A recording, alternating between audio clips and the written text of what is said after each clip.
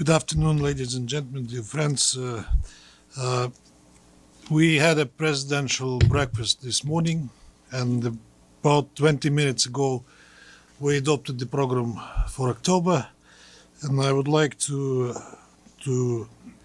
brief you on what will happen in October under our presidency.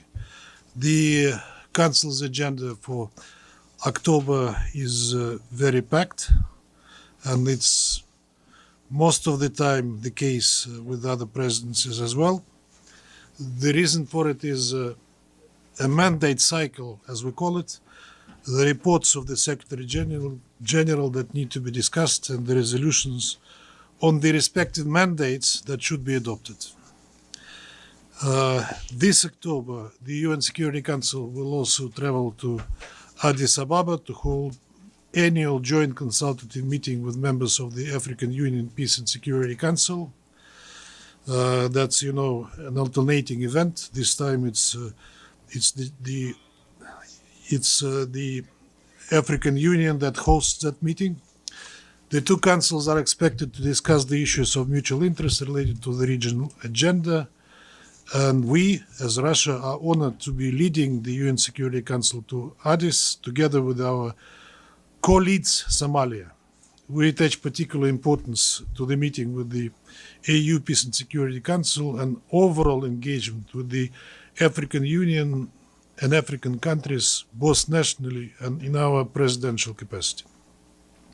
As you may have heard, a new department in the Foreign Ministry on partnerships with Africa has been established recently in the Russian Foreign Ministry. This shows our commitment to strengthening even further our ties with African friends, which are historically very close. So clearly the visit to Addis will be the highlight of our presidency. Another two highlights will be our signature events. The first one will be on October 23rd, an open debate on the Middle East.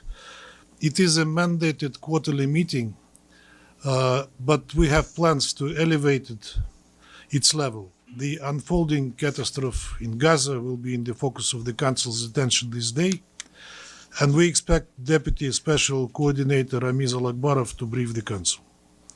On October 24th, we celebrate the United Nations Day, the 80th anniversary of the day when the UN Charter entered into force. We plan to celebrate it in the Council by an open debate, which will be an opportunity to reaffirm that the United Nations is not a relic of the past, but a unique and indispensable adaptable mechanism for addressing most pressing challenges of the present and the future. The title of the meeting is UN, Looking into the Future. We plan to land the debate around several key issues, such as strict implementation of the principles of the UN Charter in their entirety and interconnectedness, restoring confidence in the organization and long-term vision for the future. We expect the Secretary General to brief the Council.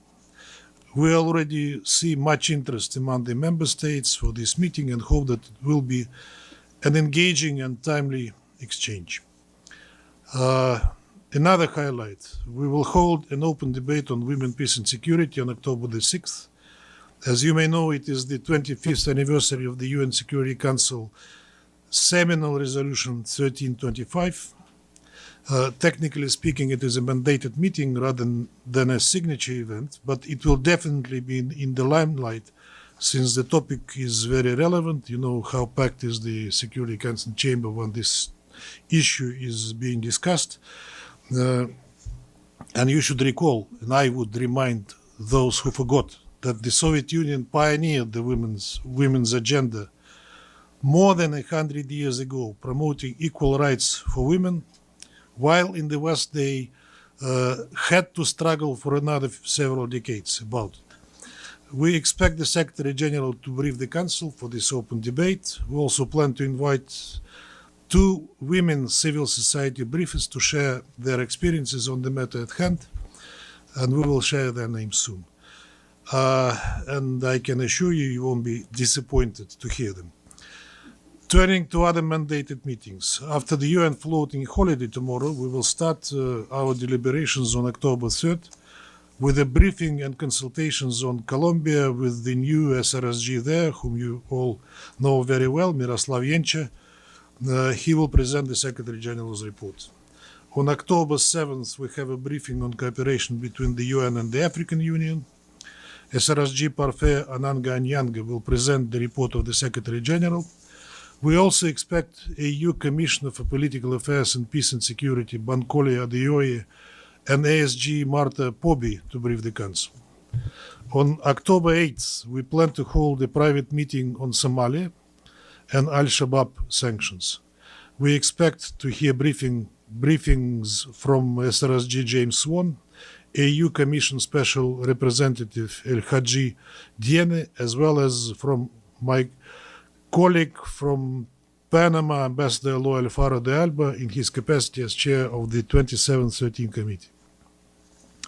October 9th will be fully devoted to the Middle East. In the morning, we have consultations on Yemen with Special Envoy Hans Grunberg and OCHA representative as briefers. In the afternoon, the consultations on the United Nations Disengagement Observer Force will take place. On October 10th, we will have consultations on MINURSO, which is Western Sahara, with both personal envoy Staffan de Mistura and SRSG Alexander Ivanko briefing the Council. The week starting from October 13th is mostly reserved for the Council's visit to Addis to hold annual joint consultative meeting with the members of the African Union Peace and Security Council, as I said. They will take place on 16th and 17th of October in Addis. Before that, on October 13th in the morning, we are planning to hold a briefing and consultations on Great Lakes region, where Special Envoy Juan Xia will present SG report. After lunch on the same day, consultations on the implementation of Resolution 1559 on Lebanon are scheduled. On October 14th, a briefing and consultations on UNSMIL, UN support mission in Libya, are scheduled with SRSG Hannah Tete as a briefer. This meeting will be hopefully preceded by adoption of the resolution on Haiti sanctions. The third full week of the month will start for the Council on Tuesday, September 21st, with a briefing on UNMIC, UN Interim Administration Mission in Kosovo. Deputy SRSG Mirbert Don Jun Shin will present the Secretary General's report. TCC meeting on MINUSCA, which is Central African Republic mission, is scheduled in the afternoon. October 22nd in the morning, we will have a briefing and consultations on political and humanitarian aspects of the situation in Syria with the Najat Rojdi, Deputy Special Envoy. The briefing in the afternoon, a briefing and consultations on Haiti will take place, and the new SRSG there, whom you also know very well, Carlos Ruiz Macio, will present the report of the Secretary General. As you may be aware, the week starting on October 27th is the International Law Week. So a traditional private meeting is scheduled on October 29th to hear a briefing by the ICJ President Yuji Iwasawa.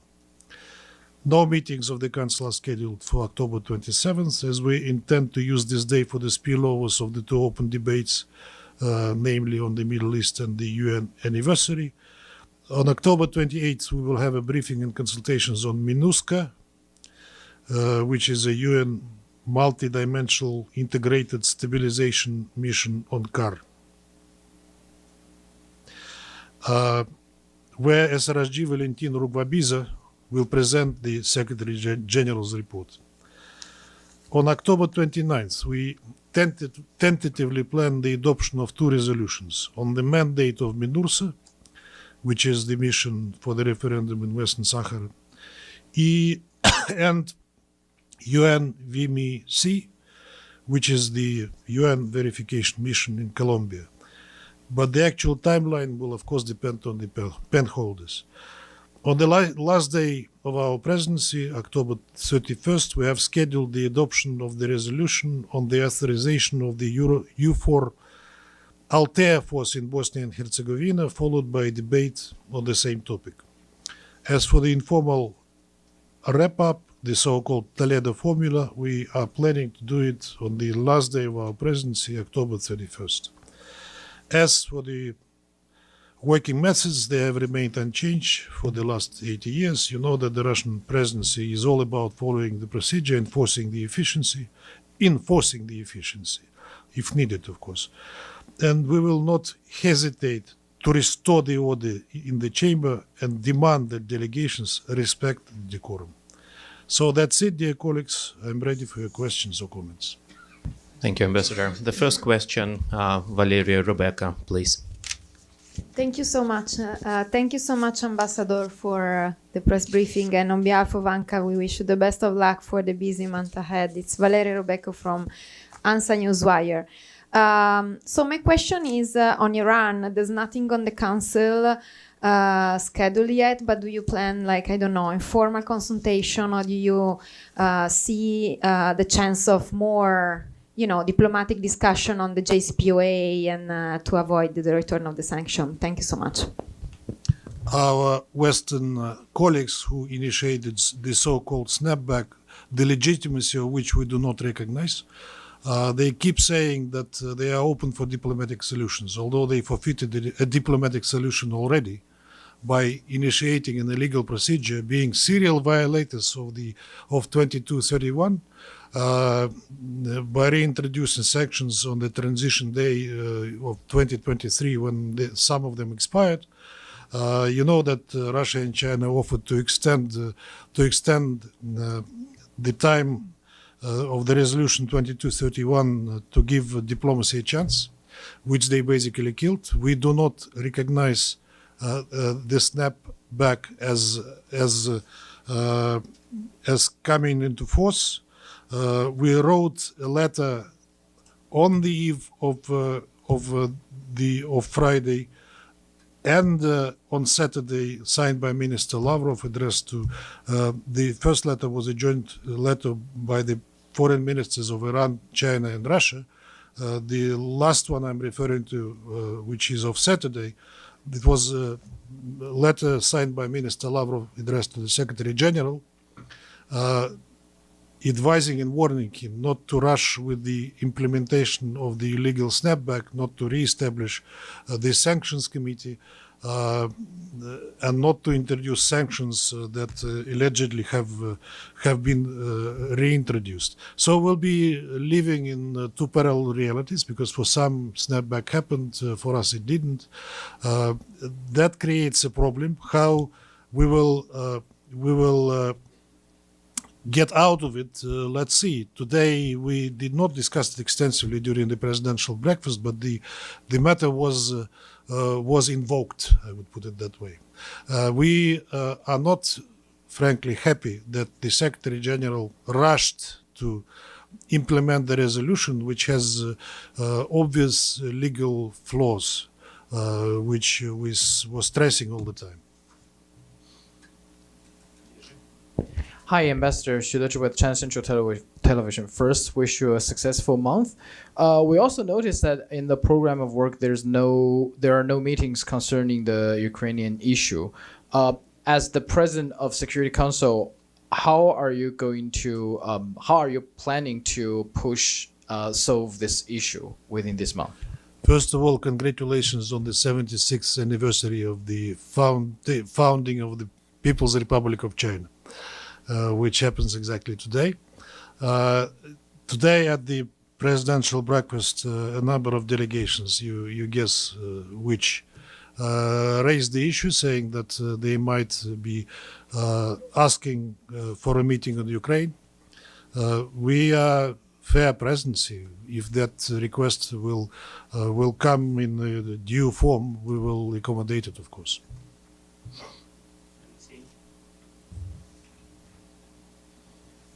Thank you so much, Ambassador Alexey Alexeyev, RIA Novosti, and good luck for this busy month.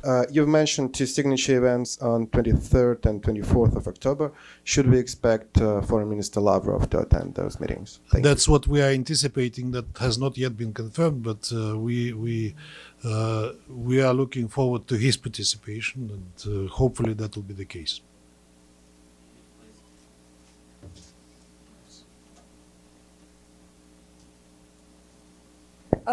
Thank you very much, Mr. President.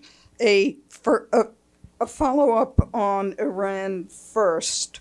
Does that mean that Russia will not impose any sanctions or recognize the imposition of sanctions and just keep its current snapback dealings with Iran? And do you foresee any future, possibly soon, discussions among the 5 remaining JCPOA members on this issue, and also, of course, with Iran? As I said, for us, snapback did not happen. For us, Resolution 2231 expires 18th of October 2025, as it was envisaged to expire. And that is the answer to your first question. And secondly, you know that, in fact, Iran was in intensive consultations with the Euro-Troika before they came with their draft that passed on Friday, and they were very close to a deal. But then they were told by a certain former participant of the JCPOA, from whom the whole thing started. The first initial original sin was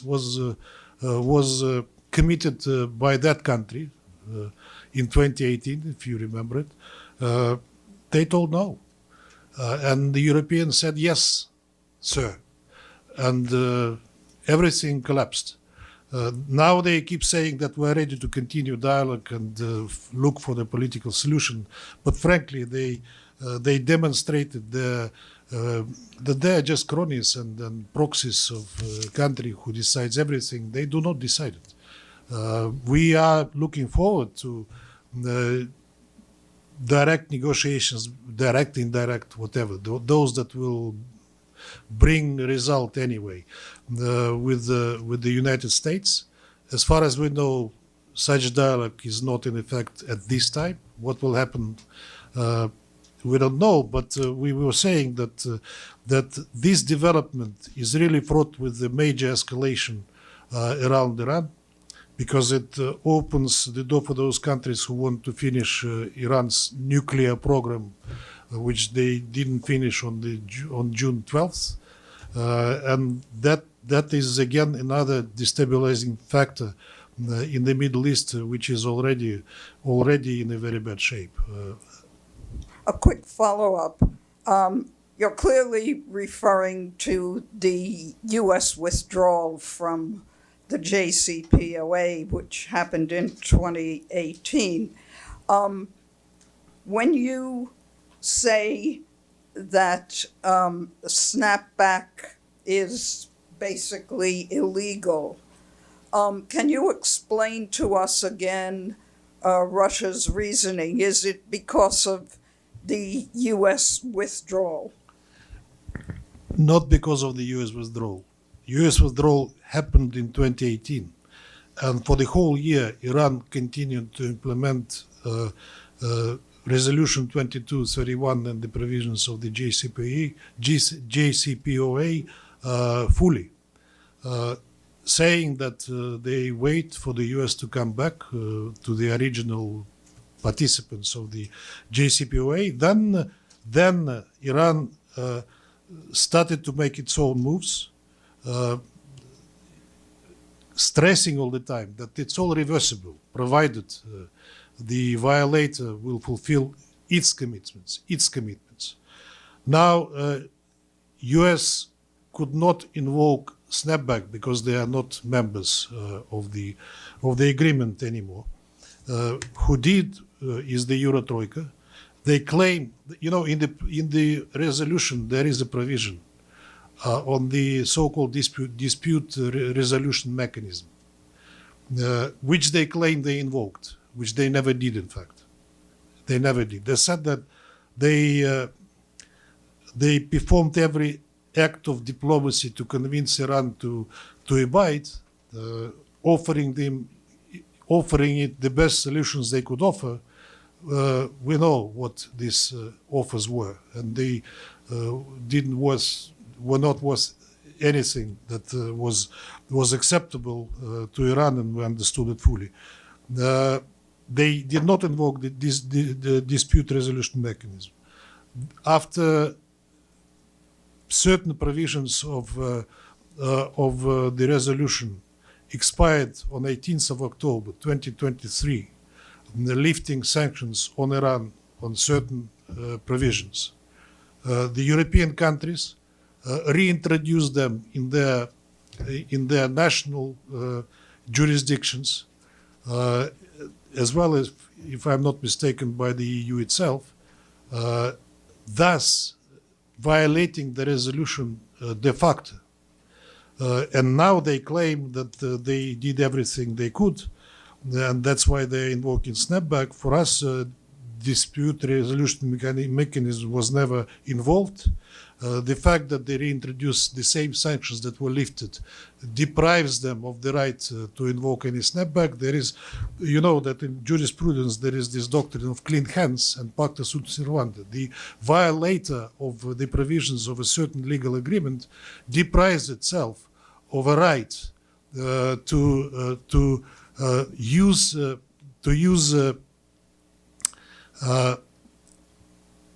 mechanisms that are provided for in the document that they're referring to, since they are violating it fully themselves.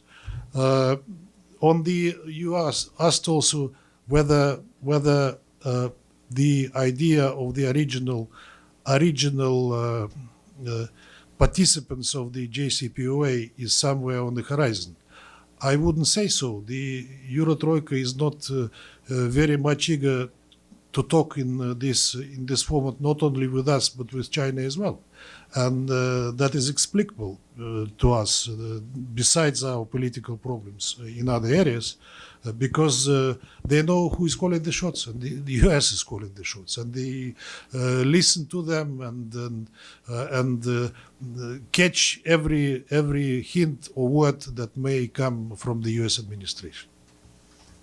Please. Thank you. Thank you, Ambassador. I echo, this is Gabriel Elizondo from Al Jazeera English. I echo the comments of my colleagues wishing you the best of luck in this busy month ahead. My question is about the selection of the next Secretary General. As you very well know, the process begins with a letter from the President of the Security Council, co-signed by the President of the General Assembly. This obviously puts it in your lap should you decide to pursue this month. Is that something that we can expect? And if so, do you have a certain time frame or date picked out that you're thinking about at this point? Thank you. You can expect, yes. Indeed, we are planning to start the process during our presidency. As you rightly said, it's a joint letter by the President of the Security Council and the President of the General Assembly. It doesn't mean that the letter will come during our presidency. Last time, when when the Secretary General was elected, that joint letter came, I think, in the middle of December. Yesterday, I visited PJ to brief her on our presidential program for the Security Council, and I raised that question with her. She is in full agreement. We decided that we'll prepare a zero draft and then discuss it both within the Security Council and with the President of the General Assembly, and will come up with a joint draft initiating the process of selection of the Secretary General. So I hope that by the end of the year, or maybe earlier, we can expect that such letter will find way out. Michelle? Thank you, Ambassador, for the briefing and good luck for the month. Couple more questions on the nuclear issue, but in relation to some different countries. I'm not a nuclear scientist. You have to The into account. President Putin offered the US an extension on New START. Have you received a response on that? And if not, are you concerned that you haven't received a response? To my knowledge, nothing official from the U.S. administration yet. I understand they were busy with the high level and other things. I remember the comment by I think the White House press secretary saying that they will study it and will come with a reply. Indeed, President Putin came with an initiative to extend voluntarily the treaty, the strategic one, till February 26, provided the other side also abides by it. But we are still expecting a reaction from the side to which the offer was extended. And then just another quick one on North Korea. The vice foreign minister was here and spoke to the GA on Monday, and he said that denuclearization cannot be discussed. They'll never give up their nuclear program. Does Russia still believe that North Korea should give up its nuclear program and that there should be denuclearization? You should not be asking Russia whether it believes it or not, but what the official DPRK deputy foreign minister said is a reality in which we live, and that is already in their constitution. So, I mean, you may like it or not like it, but this is the reality. The reality justified by the threats that the DPRK experiences, because it's not just even a security dilemma. They really feel threatened by what is happening around the Korean Peninsula, by the activities, military activities, provocative activities by the Troika, namely US, Japan, and the Republic of Korea. So again, this is the reality we are facing. So Russia recognizes a nuclear-armed North Korea? I mean, we don't have to recognize it because it's an open secret. I mean, they are not hiding that. Like some other countries, I will not name them, but you know the names. That they are de facto nuclear powers. Ms. Hum, please. Thank you very much, Ambassador. Bisan Abu Quick with Al Jazeera Arabic. I wanted to ask you about the plan that was presented by President Trump this week for Gaza. What is Russia's position on it? And do you anticipate this would be part of a discussion later on this month in the Council? And I have a second question, if you want to answer. I'm pretty sure that will be an issue for discussion in the Security Council, and even before that, before we meet on the Middle East second part of October. Russia from not even day one, day two, was calling for a ceasefire, and we welcome any efforts that would lead to ceasefire and ending the bloodshed that continues to happen. We know that some of the Arab countries and the Muslim countries already gave positive response to the plan. There are still issues that need to be clarified, and first and foremost, what the Palestinians and other Arabs around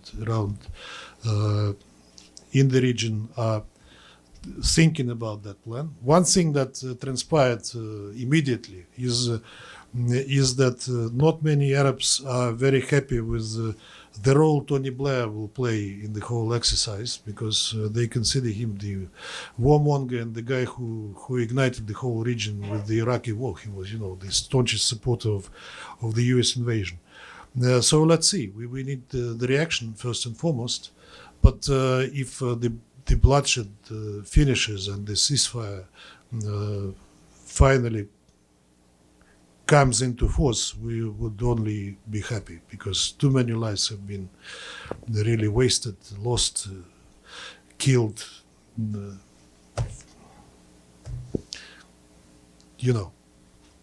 just one more on the global flotilla. They're actually news now that they are on high alert because they're reaching Sorry, I the missed it. flotilla. Who? The flotilla, flotilla. the flotilla. We've heard calls to protect them. There seems that there's news now that they are being intercepted or close to being intercepted. If you have any position on that. Look, I heard that a number of leaders called on the flotilla not to rush with their plans, so to say, not to provoke, especially during this time when this plan came out, and we don't yet know whether it is implementable or not. I mean, I'm sure that they have good intentions, but perhaps the timing is not exactly the right one for them to come there. Please. Thank you. Thank you, Evgeny. Thank you, Mr. Ambassador. My name is Susan Tehrani from WION, India. The U.S. may authorize Ukraine to use Tomahawk cruise missiles under the direction of President Trump under his oversight. Would Russia interpret this as a red line, and where would this leave relations with the United States? Thank you. I think that has been already commented,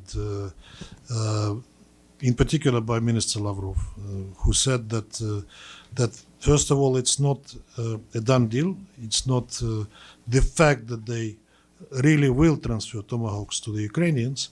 Secondly, he said that whether transferred or not transferred, it will not change the situation on the battlefield. I'm sure that we will find, if needed, we will find a response to that move if that happens. Ephraim, please. Thanks, Ambassador. Quick question about the meeting on the ICJ. What is it about? Can you tell us something about it? That's a regular meeting during the so-called Law Week in the UN, which happens this year, starting from the 27th of October. Many legal people are coming from the member states and the international bodies that deal with legal issues, and that's a regular briefing by the president of the ICJ, this time a Japanese, Iwasawa, who will interact with the members of the Security Council on the work of the ICJ. Last year it happened with the current Lebanese Prime Minister, who was the president at that time. Please. Thank you, Ambassador, and then good luck for your presidency. My name is Yu from Kyodo News, Japanese news agency. I have follow-up question about signature event on October 24. Are you ready for any outcome document like presidential press statement or whatever? Thank you. Thank you for the question. I perhaps forgot to mention it, that we will come with a draft PRST. We already announced it today to ambassadors on the role of the UN in the current world and in the future. The role which is indispensable. I mean, you cannot. You would have had to invent it if it didn't exist. That's clear. And the founding fathers were wise enough to seize the moment at the right time after the Second World War. Yes, we are planning this and hope that we will succeed in coming up with the PRST. Please. Thank you, Mr. Ambassador. I'm Zahra Hojabri from IRNA, Islamic Republic News Agency. Congratulations on your presidency of the Security Council. October 18 marks the end of the resolution 2231 and the remaining restriction of Iran. What is your view on this development? In your opinion, will all the sanctions against Iran have ended by that time? I think I already answered that question. For us, Resolution 2231 expires 18th of October, 2025, and we do not see the reasons why we should disagree with that. I mean, for us, it's clear, and I think I quite extensively answered that already. Lady, please. Hi, Ambassador. congratulations for the presidency this month. And the U.S. is threatening with hitting Russia with sanctions. There is a chance that that could be brought to the Security Council if they pursue that path. What would be your position if you are forced to bring up something that is actually attacking your country? You mean U.S. is actually attacking my country? You mean that? With sanctions. These are not Security Council sanctions, so they will not formally discussed in the Council. Yes, we hear talks about sanctions that President Trump alludes to from time to time, but you have to understand that that President Trump has, besides international, he has domestic audience to which he has to heed. He said quite recently, that they would be ready to consider introducing new sanctions on Russia if the Europeans will share the burden. He said many other things about the sanctions. Whether that'll be the case, we will see. But President Trump is a special kind of politician. I mean, he likes quick fixes. And this is a situation where quick fixes do not work. So I don't know what will happen to the sanctions, but we've seen them so many that I will not be surprised to see new ones. We already adapted to the old ones, and we live in them for 2.5 years. If something like that happens, I think we'll find a way how to deal with them. Because I understand that they couldn't be UN sanctions since Russia would veto them at the Security Council. They cannot be UN sanctions. Exactly, they couldn't be that kind. But it could be a debate about them. To sanction us, frankly. But there could be a debate about them. There could be a debate, right? A debate can be about anything in the Security Council. I mean, we cannot prevent a debate because the Council is established for debates, but it also is established for maintaining international peace and security, which unfortunately he doesn't live up to in recent years very often. Please. Thank you, Ambassador. Stefano Vaccara, Ital Press, La Voce di New York. Your foreign minister a few days ago said that actually with President Trump, Russia is able to work better, much better than before. So my question, one question, then I have another one, is the same thing for you with Ambassador Valls that just came, Mike Valls, the new ambassador? Do you think he's easier? I mean, did you have an approach already with him? What do you think about him? I had a courtesy call from Ambassador Waltz yesterday. We had a very good conversation.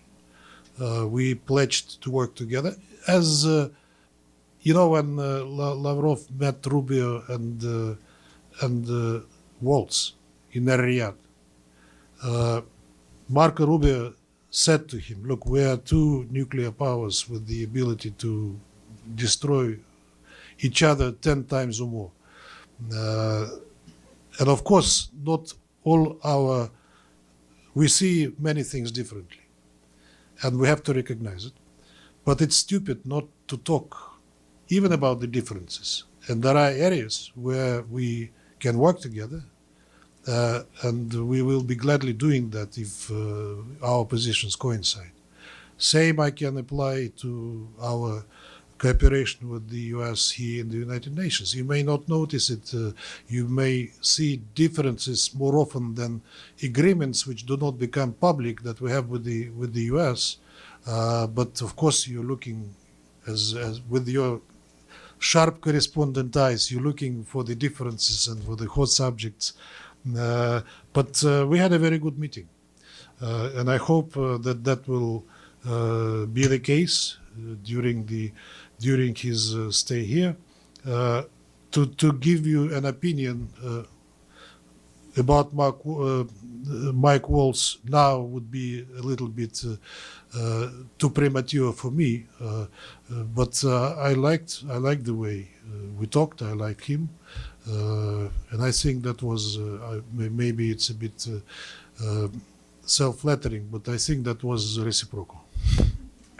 Good. And then it's about the role of the UN. You just say that, Russia thinks it's indispensable, but this last week we heard a lot of very important leaders that didn't think like this. First, President Trump in the assembly, he said how he didn't basically had any help by the UN. And I think he was referring to Middle East, but maybe also on the situation with Ukraine and Russia. So at the same time, the foreign minister of Italy here in this building told us, journalists, that, the UN didn't help to prevent the war between Russia and Ukraine. Because, for example, if I had only sent Silvio Berlusconi to his friend, President Putin, Berlusconi will have prevented the war. So my question is, what do you think about this? What President Trump said about the UN? What Foreign Minister Tajani said about the UN?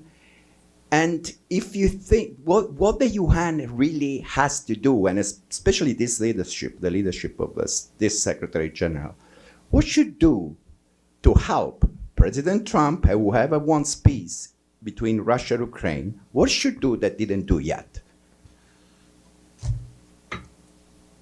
I think that when referring to UN that didn't help, President Trump also referred to the escalator, broken escalator and the broken teleprompter. UN, we say UN doesn't help, UN doesn't fulfill, UN doesn't implement. UN is a reflection of the geopolitical situation that is in the world. And it is, to blame UN for it, and what kind of UN we mean? Secretariat? For me, UN is a sum of its member states, first and foremost. Of course, Secretariat plays sometimes an important and often too independent role in the United Nations.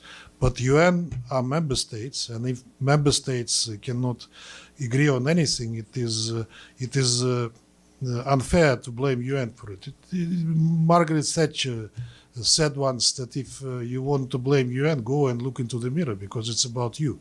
You have to blame yourself, first of all, and those you cannot make deals with. Coming back to the previous question, which is related, I think President Trump is the first of the world leaders who said a thing that we've been saying time and again about the root causes of the conflict. He referred to the NATO expansion, which he said should have never happened. He was saying it is not my war, it's Biden's war. What Europeans are trying to do now, they are trying to make him participate in the Biden's war. And we see it clearly and vividly. President Trump wanted a quick fix in Ukraine, the ceasefire. We've seen ceasefires before. We've seen ceasefires under Minsk agreements. We saw how they were violated the first day they were concluded, which finally led to what is happening today. But again, Trump was the first world leader who said that NATO expansion was one of the reasons why the whole thing started. Yes, he perhaps did not understand very well the root causes besides NATO expansion, because there are issues that were not clear to him. For example, Minister Lavrov was telling me, who was present in Anchorage during the conversation, when President Putin said to President Trump that the Ukrainian Orthodox Church, the canonical one, not the one that they tried to install instead of it, but the canonical one, was banned in Ukraine, President Trump couldn't believe it. He was asking like 5 times, is it true? Is it true? And that is true. that the Russian language that is a spoken language, not just for the half of Ukraine. Guess what language, say, Zelensky speaks with his closed ones at home and in the office when nobody hears him. You think Ukrainian? You are wrong. There are things that skip the minds of those who look at that conflict very superficially. And I think that Putin, who has a gift for convincing people and getting his point across, said to President Trump a few things that he might have not realized. So coming back to UN, UN, to blame UN is to blame ourselves for the miserable state of geopolitical affairs that we witness today. We see, yes, of course, nobody likes to lose its dominance that lasted 500 plus years. I mean, the West, nobody of them like the new rising polars of the world, and the world is really becoming multipolar. Nobody denies that, even those who don't like it. And the role of the global South, that it requires and demands to play in the international arena. So we are witnessing tectonic changes in the world. The question is that these tectonic changes should be political and hopefully not military, so to say, because too much conversations about the Third World War. And you see what is happening in Europe today. They are seriously preparing for the war in Russia. This drone wall, the rearmament, people who pretend to be serious seriously speak that Russia is preparing to attack Europe. I mean, this warmongering. You know, when that's like in the old Russian play, that when the rifle is hanging on the wall, one day it will fire, even without being pressed. These talks are not leading us to anywhere where we can resolve these things. And besides, Europe, I'm sorry to say it, I love Europe. I traveled a lot around Europe. Europe is of course, culturally very close to Russia, but look at the state of the European politics today. I mean, they are miserable, simply miserable. Where are these people? Where are the giants of politics? Like, I mean, you may have agreed with them, you may have disagreed with them, but people the caliber of Churchill, de Gaulle, Giscard d'Estaing, Kohl, they don't exist anymore. These are all dwarfs. Who, besides everything, they stupidly refuse to engage with Russia, thinking that they can solve it themselves, but they're not solving them themselves. They're still looking across the ocean. Whatever comes out of they will follow. And indeed, after Anchorage, after there were some signs on the horizon that the conflict may take a positive turn, they rushed to the White House to convince Trump that it shouldn't be done and that he should continue to make Trump engage in what he calls Biden war.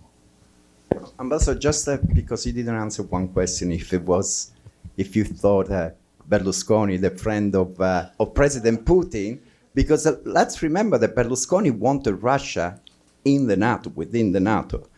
And then, this is my personal opinion, I think Russia is Europe. I mean, when I was going to school, all through elementary and so on, I learned in Italy that Russia is at least the European Russia, you know, if you don't go too far away in Asia, but it's part of Europe. So for me, it's not good when you say, I went to Europe, I went around. I think you should say, we are part of Europe too. There was a Russia-EU summit once in Vladivostok. Dmitry knows it better because he was dealing with that.